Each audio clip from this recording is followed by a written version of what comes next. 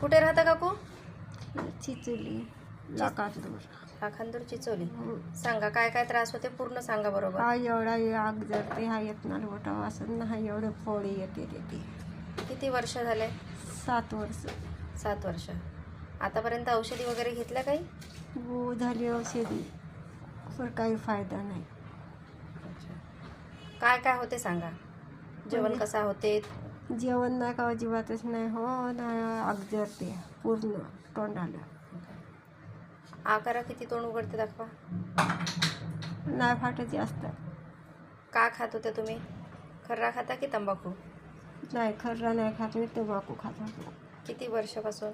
आता लहानच होती तैनाचीच, म्हणजे पोट उठला होता माझा. हां.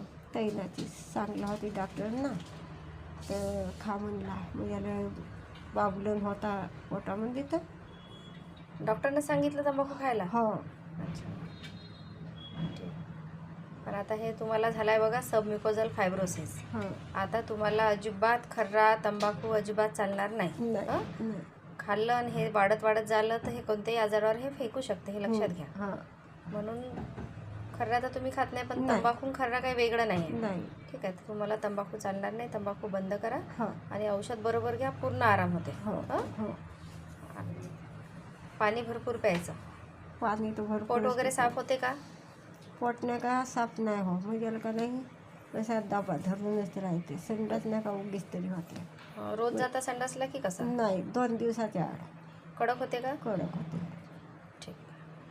मग त्याला आपण तिखटच नाही खाऊ तर मग संडास कशी होईल? जेवढं तुमचं खाणं कमी राहील तुम्हाला हा त्रास होईल अजून. पोट साफ नाही होणार, म्हणजे पोटाला फुगारा पकडेल. मग खाणं नाही खाल्ला का ढी लावली त्यांना लागते ती.